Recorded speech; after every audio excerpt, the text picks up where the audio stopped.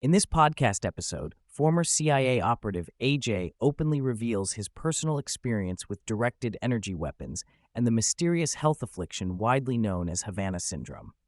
The episode explores historical context, AJ's harrowing injury and recovery, the institutional responses, medical challenges, and ongoing political and intelligence community reactions.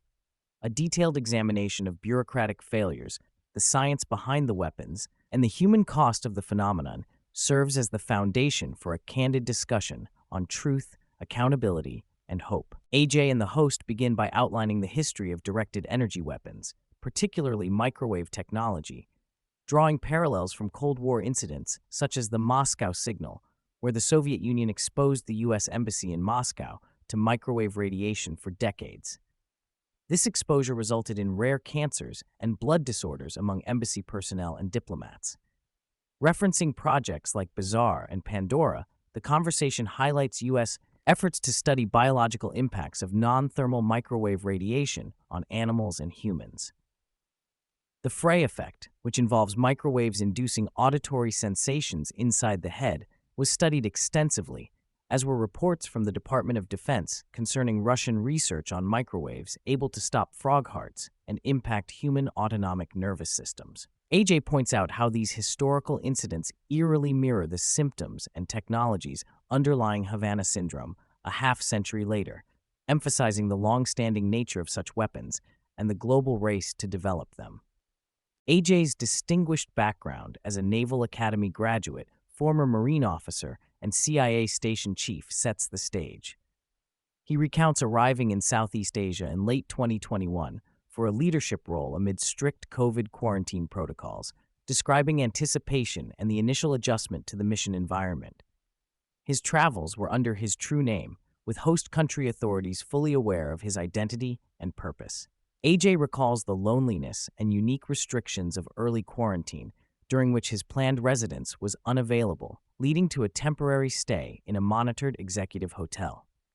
AJ vividly describes waking abruptly in the early morning to a crushing sensation on his chest, accompanied by a bizarre, mechanical slide whistle-like sound emanating inside his head. Not audible, but intensely perceptible. The sensation included sudden muscle rigidity, loss of balance, and a feeling of being physically thrown. He details severe disorientation, where his perception of time and space collapsed, echoing sleep paralysis, but far more debilitating. Vision was immediately impaired with blurriness and double images. The following night brought a different set of symptoms, starting with burning sensations in his arms and odd ambient noises resembling scraping metal hinges and furniture movement, suggesting a stalking presence. Another colleague, affected a week prior, described similar crushing pressure sensations and auditory phenomena resembling a hybrid between a jet engine and vacuum cleaner. AJ was among the few victims to have blood drawn within hours post-incident, which showed biomarkers indicative of nerve and brain injury. Early neurological exams revealed severe balance and eye tracking problems, with episodes akin to Parkinsonian rigidity. Multiple medical facilities tested him, diagnosing irregular cataracts, increased perivascular spaces around brain blood vessels, and dysautonomia manifesting as postural orthostatic tachycardia syndrome, POTS. His heart rate would spike erratically, even at rest, contributing to episodes of near blindness and cognitive fog. MRI scans were largely inconclusive, suggesting injuries at a cellular and autonomic nervous system level rather than gross structural damage typical of blunt trauma.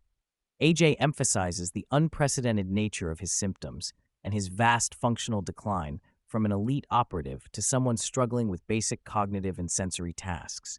AJ categorizes his symptoms into physical, cognitive, emotional, and miscellaneous groups. Cognitive impairments included severe brain fog, inability to process new information, executive dysfunction, and stuttering with word-finding difficulty.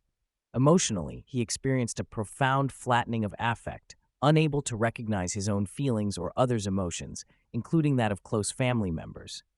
Physically, routine activities demanded extraordinary effort, with balance affected and exhaustion setting in after mere minutes of walking or light activity.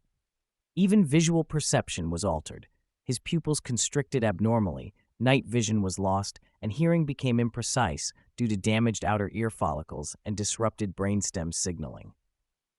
Miscellaneous symptoms like poor temperature regulation, digestive issues, and mood swings compounded the complexity of his condition. He describes a persistent barrier to fully engaging with or appreciating his surroundings, leading to feelings of detachment and alienation. AJ shares his journey through various non-traditional treatments aimed at cellular healing, including equiscope therapy to stimulate mitochondrial function, frequency-specific modulation devices to energize damaged cells, and platelet-rich plasma injections guided by lasers.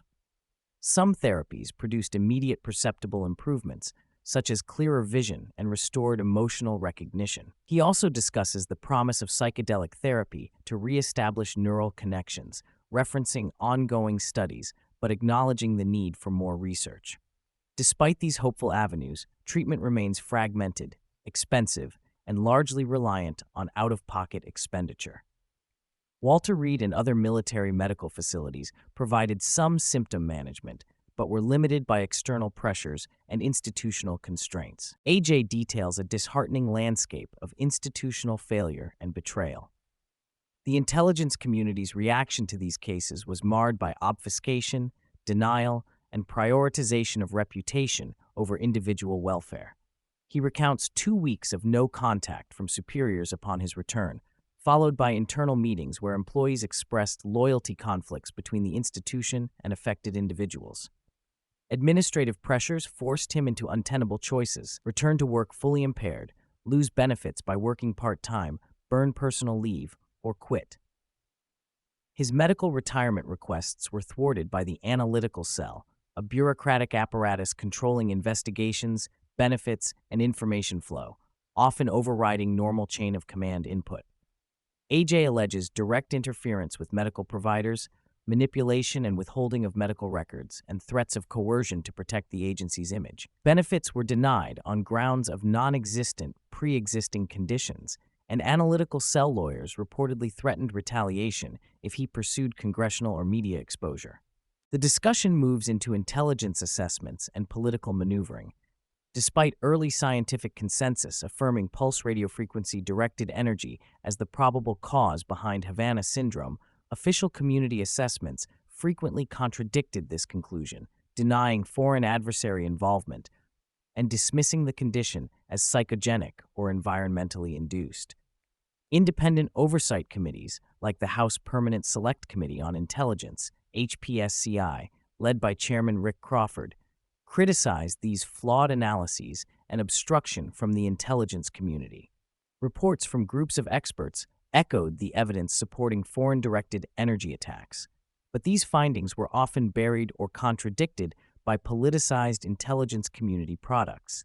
AJ highlights a timeline where the Pentagon clandestinely procured suspected directed energy devices even as public statements denied their existence or harm, demonstrating a troubling gap between internal knowledge and public narrative. Attempts at transparency, including a high-level meeting at the National Security Council acknowledging the reality of the threat and poor treatment of victims, were stifled after political pushback. In recent years, there has been incremental progress with renewed congressional interest and some reopenings of investigations. However, terms like anomalous health incident persist in official jargon, obfuscating the reality acknowledged by scientists and many survivors.